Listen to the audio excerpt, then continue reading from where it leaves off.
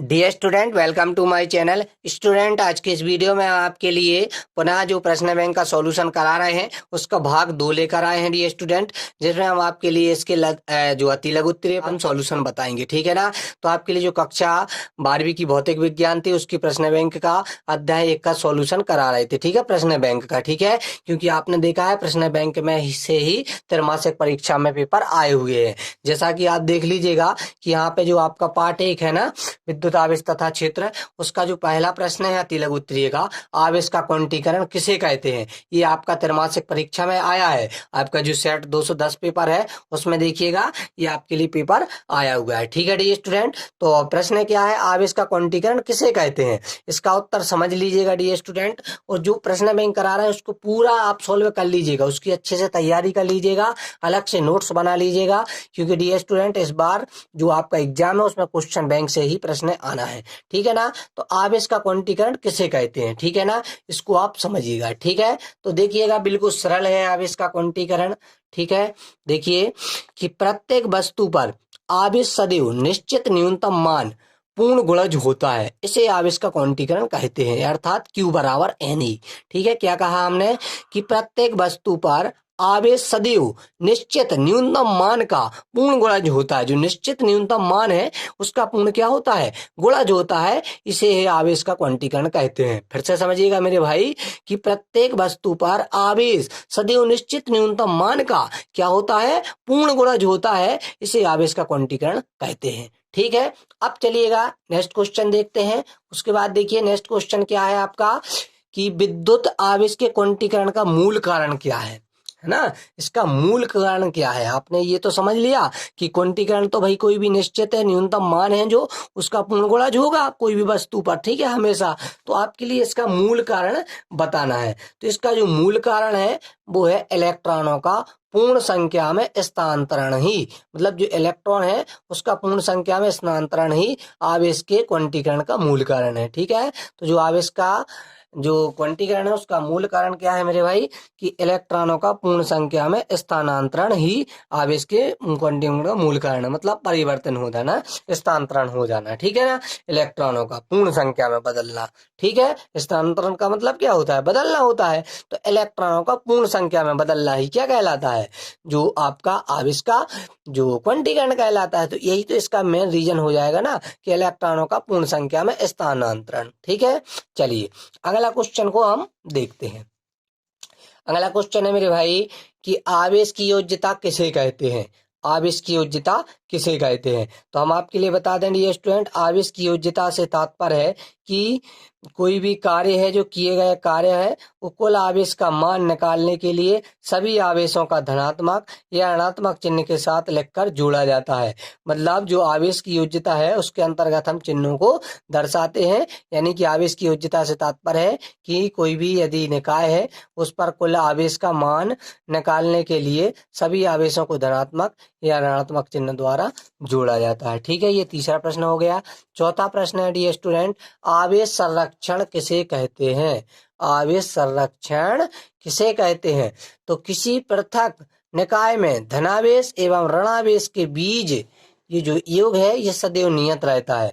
मतलब जो आपका धनावेश है और ऋण आवेश है, यदि हम आपके लिए बता दें धन आवेश और आपका ऋण आवेश, यदि हम इसको जोड़ेंगे तो ये सदैव नियत रहेगा, मतलब कट जाएगा ना प्लस माइनस, तो ये सदैव क्या होगा, शून्य हो जाएगा, मतलब नियत रहता है ना।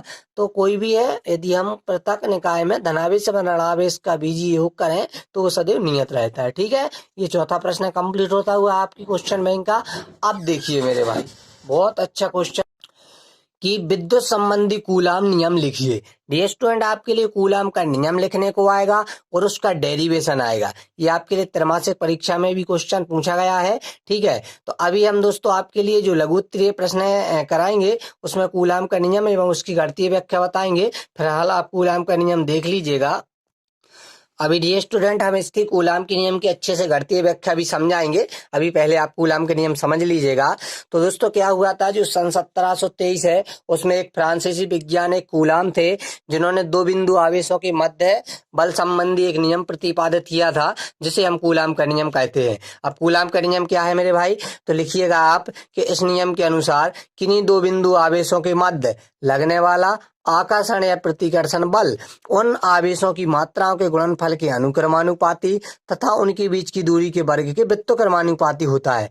चिंता मत कीजिएगा डियर स्टूडेंट, अभी जब हम इसकी आपको गणितीय व्याख्या समझाएंगे, जो आपका लघु उत्तरीय प्रश्न पूछा गया है प्रश्न बैंक में, तो आपके लिए और अच्छे से समझ में आ जाएगा। ठीक है, फिलहाल आप याद कर लीजिएगा कि जो कूलाम का नियम है इसके अनुसार जो किन्हीं दो बिंदु आवेश है उनके मध्य लगने वाला आकर्षण या प्रतिकर्षण बल उन आवेशों की मात्राओं के गुणनफल के अनुक्रमानुपाती तथा उनके बीच की दूरी के वर्ग के व्युत्क्रमानुपाती होता है। अगला प्रश्न है डियर स्टूडेंट, छठवां प्रश्न है कि आवेश के अध्यारोपण का सिद्धांत लिखिए। तो मेरे भाई देखिए क्या कहता है कि इस सिद्धांत के अनुसार जब कई आवेश किसी आवेश विशेष पर बल लगाते हैं तो उस आवेश पर लगने वाला परिणामी बल उन सभी बलों का सदिश योग होता है, जो वे सभी अलग अलग आवेश उस आवेश पर लगाते हैं। मतलब जितना भी वो बल लगाते हैं अलग अलग आवेश का, ठीक है ना, वो सब उसका सदिश योग है उसके बराबर होता है। फिर से समझिएगा कि जब कई आवेश किसी आवेश विशेष पर बल लगाते हैं तो उस आवेश पर लगने वाला परिणामी बल उन सभी बलों का सदिश योग के बराबर होता है।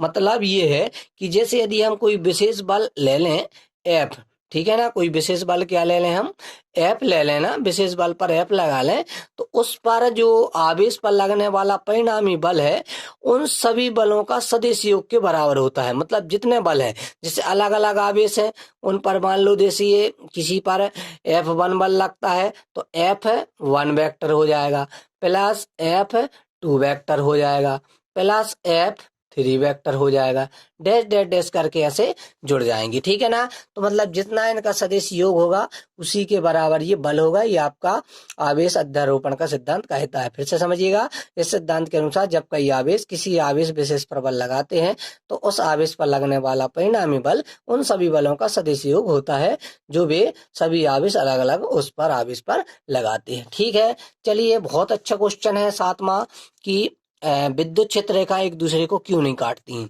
ये आपके लिए त्रैमासिक परीक्षा में भी आया है। ठीक है ना, ध्यान से देखिएगा, जो हम आपके लिए बोल रहे हैं त्रैमासिक परीक्षा में आए हैं, इसका मतलब समझिएगा कि 210 नंबर वाला सेट है उसमें आए हुए हैं। ठीक है ना, तो चलिएगा यहाँ पे देखते हैं हम विद्युत क्षेत्र रेखा एक दूसरे को क्यों नहीं काटती। तो इसका बहुत ही सरल रीजन है कि इस स्थिति में कटान बिंदु है जो एक अधिक स्पर्श रेखाएं उस पर खींची जा सकती हैं। मतलब कोई भी कटान बिंदु है, जैसे यहाँ पे हम कटान बिंदु मान लें, तो इस पर बहुत सी स्पर्श रेखाएं खींची जा सकती है। स्पर्श रेखा का मतलब भी है कि जो वृत्त है कि एक ही बिंदु पर स्पर्श करें उसे स्पर्श रेखा कहते हैं, और जो दो बिंदु पर स्पर्श करे उसे छेदक रेखा कहते हैं ना। तो इसका बहुत ही सिंपल रीजन है कि जो स्थिति में जो कटान बिंदु है उस पर एक से अधिक स्पर्श रेखाएं खींची जा सकती हैं, तो उस बिंदु पर विद्युत क्षेत्र में जो एक से अधिक दिशाएं प्रदर्शित होंगी। ठीक है ना, तो ये आपके लिए इसमें लिख देना है कि असंभव। ठीक है ना, तो समझ गए ना मेरे भाई कि इसके लिए कभी वो नहीं काट सकती। ठीक है, चलिए अब हम देखते हैं इसका अगला क्वेश्चन, विद्युत क्षेत्र रेखाओं के गुण। ठीक है ना, विद्युत क्षेत्र रेखाएं कह दो या विद्युत बल रेखाएं कह दो, बात एक ही है मेरे भाई। तो विद्युत क्षेत्र रेखाओं या विद्युत बल रेखाओं की यदि हम गुण की बात करें तो बहुत ही सिंपल गुण है कि सबसे पहले तो ये लिख लीजिएगा मेरे भाई कि ये सघन होती हैं। ठीक है ना मेरे भाई, ये कैसी होती हैं, सघन होती हैं विद्युत बल रेखाएं। दूसरी है कि ये लचकदार डोरी के समान होती हैं। ये कैसी होती हैं, लचकदार डोरी के समान होती हैं। ठीक है ना, ये दो गुण हो गए, लचकदार डोरी के समान होती हैं। ठीक है ना, और ये कभी एक दूसरे को प्रतिच्छेद नहीं करती, अभी आपने जो क्वेश्चन पढ़ा था।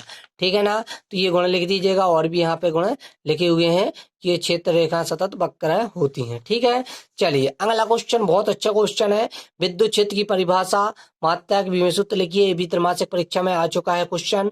ठीक है ना, तो विद्युत क्षेत्र या विद्युत क्षेत्र की तीव्रता कह लो, बात एक ही है। तो विद्युत क्षेत्र के किसी बिंदु पर रखा एकांक धनावेश जिस बल का अनुभव करता है उसे उस बिंदु पर विद्युत क्षेत्र की तीव्रता कहते हैं। इसका ऐसा ही मात्रक भी आपके लिए बताना था मेरे भाई, मात्रक तथा विभव सूत्र सूत्र, तो इसका मात्रक है न्यूटन प्रति कूलम, एवं जो विमीय सूत्र है वो है ml T-3 A 1। ठीक है ना। तो विद्युत क्षेत्र की परिभाषा, मात्रक तथा विमीय सूत्र। परिभाषा क्या है कि विद्युत क्षेत्र के किसी बिंदु पर रखा एकांक धनावेश जितने बल का अनुभव करता है उसे उस बिंदु पर विद्युत क्षेत्र की तीव्रता कहते हैं। ठीक है ना। इसका जो SI मात्रक है वो है न्यूटन प्रति कूलम है, एवं विमीय सूत्र है mL T-3 A 1। ठीक है डी स्टूडेंट, इस प्रकार 9वां प्रश्न कंप्लीट होता हुआ। अब इसका 10वां क्वेश्चन भी समझ लीजिएगा, विद्युत फ्लक्स किसे कहते हैं। तो विद्युत क्षेत्र में स्थित किसी क्षेत्र है फल से जो अभिलंबत गुजरने वाली कुल बल रेखाओं की संख्या, उसी को विद्युत फ्लक्स कहते हैं। इसका मात्रक यदि आपसे पूछा जाए तो न्यूटन मीटर स्क्वायर प्रति कूलम लिख दीजिएगा। क्या लिखिएगा मेरे भाई, इसका मात्रक है न्यूटन मीटर स्क्वायर पर कूलम। ठीक है, ये विद्युत फ्लक्स का मात्रक है। ठीक है, परिभाषा एक बार फिर से समझ लीजिएगा। विद्युत क्षेत्र में स्थित किसी क्षेत्र से अभिलंबत जो गुजरने वाली कुल विद्युत बल रेखाएं हैं, उन्हीं की संख्या को हम विद्युत फ्लक्स कहते हैं। इसका ऐसा ही मात्रक न्यूटन मीटर स्क्वायर प्रति कूलम है। ठीक है, अब देखिए न्यूमेरिकल क्वेश्चन है। इस प्रश्न बैंक में टोटल 3 है न्यूमेरिकल क्वेश्चन है आपके अध्याय 1 में, तो तीनों को हम अलग से बताएंगे। ठीक है ना, तो इसको अभी आप स्किप कीजिएगा। ठीक है ना, अभी आपके लिए बाद में हम इसका सॉल्यूशन बताते हैं। ठीक है ना। अब देखिए मेरे भाई 12वां प्रश्न है कि किसी चालक के अंदर विद्युत क्षेत्र शून्य होता है, क्यों। तो इसका रीजन है क्योंकि किसी चालक को आवेश देने पर वह उस पृष्ठ पर फैल जाता है। ठीक है ना, एवं चालक के अंदर नेट आवेश शून्य होता है। ठीक है ना, ये बात तो आपको याद ही रखना है कि वो कोई भी चालक है उसके अंदर जो नेट आवेश है वो शून्य होता है। आपके लिए भी हमने 1-1 नंबर में भी ये क्वेश्चन बताया था। ठीक है, 13वां प्रश्न है, स्तर विद्युत क्षेत्र रेखाएं बंद वक्र नहीं बनाती, क्यों। तो क्योंकि जो बल रेखाएं हैं ये क्या है, धनावेश से प्रारंभ होकर ऋणावेश पर समाप्त होती हैं। यह भी हमने पहले भी बताया था कि जो विद्युत क्षेत्र रेखाएं धनावेश से प्रारंभ होकर ऋणावेश पर क्या होती हैं, समाप्त हो जाती हैं। ठीक है, उसके बाद देखिएगा जो आपका अगला क्वेश्चन है वो है आपका 14वां प्रश्न, विद्युत फ्लक्स को परिभाषित करो एवं इसका मात्रक बताओ। तो विद्युत फ्लक्स को अभी हमने आपके लिए पहले ही परिभाषित करके बता दिया है मेरे भाई। ठीक है, हम उसका मात्रक बता दिया न्यूटन प्रति कूलम। ठीक है, तो इसी को आपको इसमें लिख देना है। ठीक है, अब देखिएगा अगला जो प्रश्न है आपका वो है आपका 15वां प्रश्न है। ठीक है ना, 15वां प्रश्न आपसे क्या कह रहा है मेरे भाई, देखिएगा 15वां प्रश्न कह रहा है कि एक गोल गैसीय पृष्ठ के अंदर कुछ आवेश है, यदि गैसीय पृष्ठ की त्रिज्या को आधी कर दी जाए तो विद्युत फ्लक्स किस प्रकार परिवर्तित होगा। तो विद्युत फ्लक्स में कोई भी परिवर्तन नहीं होगा मेरे भाई, क्योंकि जो विद्युत फ्लक्स है ना, वो विद्युत फ्लक्स होता है। ठीक है, जो कि उसमें क्या है, टोटल विद्युत बल रेखाओं की संख्या होती है। तो यदि हम पृष्ठ को आधा करेंगे ना तो उसमें बल रेखाओं की संख्या तो होगी ना, तो वो कभी भी उस पर परिवर्तन नहीं आएगा, मतलब अपरिवर्तित रहेगा। ठीक है, तो विद्युत फ्लक्स में कोई भी परिवर्तन नहीं होगा। अगला है मूलावेश का मान कितना होता है। तो हमने बता ही दिया था कि इलेक्ट्रॉन पर उपस्थित आवेश को मूलावेश कहते हैं। इसका मान 1.6 × 10 के ऊपर -19 की घात कूलम होता है। ठीक है ना, तो ये इसको आप लिख दीजिएगा। क्या 10 के ऊपर -25 की घात कूलम आवेश संभव है। तो मेरे भाई कभी ये संभव नहीं है। ठीक है ना, क्योंकि इसका लास्ट हो जाता है 10 के ऊपर -19 की घात कूलम तक जाता है ना, तो ये संभव ही नहीं है। ठीक है ना, उसके बाद देखिए दो बराबर सजातीय आवेश एक दूसरे से कुछ दूरी पर स्थित है, उनके ठीक बीच में परिणामी विद्युत क्षेत्र की तीव्रता कितनी होगी। तो मेरे भाई देखिए विद्युत क्षेत्र की तीव्रता कितनी होगी ना, तो ये 0 होगी, क्योंकि दो बराबर हैं सजातीय आवेश हैं एक दूसरे से कुछ ही दूरी पर स्थित है, तो उनके ठीक बीच में जो परिणामी विद्युत क्षेत्र की तीव्रता है वो क्या होगी मेरे भाई, 0 होगी। ठीक है ना, इस प्रकार आपका 18वां प्रश्न कंप्लीट हो गया है। अब मेरे भाई देखिएगा 19, 20 और 21 3 प्रश्न और बचे हुए हैं इसके अति लघु उत्तरीय के, उसके बाद हम लघु उत्तरीय पे आएंगे। तो देखिएगा इसका प्रश्न है कि एक विद्युत द्विध्रुव को एक समान विद्युत क्षेत्र में रखा जाता है, तो विद्युत द्विध्रुव पर कितना बल लगेगा। तो मेरे भाई F बराबर Q ही लग जाएगा, F वेक्टर बराबर Q × E वेक्टर लिख दीजिएगा। एक कूलम आवेश को परिभाषित करो। तो एक कूलम आवेश वह आवेश है जो अपने ही बराबर सजातीय आवेश से हवा या निर्वात में 1 मीटर की दूरी पर रखने पर उस पर 9 × 10 के ऊपर 9 की घात न्यूटन का प्रतिकर्षण बल आरोपित हो जाता है। ठीक है ना, तो वही कहलाता है आपका एक कूलम आवेश। ठीक है ना, क्योंकि ये 1/4πε0 का मान है 9 × 10 के ऊपर +9 की घात न्यूटन। ठीक है ना, तो क्या है इसकी परिभाषा कि एक कूलम आवेश वह आवेश है जो अपने ही बराबर सजातीय आवेश से हवा या निर्वात में, या तो हवा माध्यम हो या निर्वात हो, उसमें 1 मीटर की दूरी रखने पर ही गई उसमें कितना आवेश उत्पन्न होना चाहिए, बल 9 × 10 के ऊपर न्यूटन बल उत्पन्न हो जाना चाहिए, वो प्रतिकर्षण बल आरोपित कर दे, तो वो हो जाएगा आपका क्या, 1 कूलम आवेश। लास्ट है विद्युत द्विध्रुव किसे कहते हैं, तो सरल है कि दो बराबर किंतु विपरीत आवेश एक दूसरे से अल्प दूरी पर स्थित होते हैं, उसी को विद्युत द्विध्रुव कहते हैं। या फिर आप ऐसी भी ले सकते हैं कि विद्युत द्विध्रुव एक समायोजन है जिसमें दो बराबर व विपरीत प्रकृति के आवेश एक दूसरे से अल्प दूरी पर स्थित होते हैं। ठीक है ना, ये आपके लिए इसमें लिख देना था विद्युत द्विध्रुव के अंतर्गत। ठीक है, तो इस प्रकार आपके लिए जितने भी आपके अति लघु उत्तरीय प्रश्न थे ये आपके लिए सभी बता दिए हैं।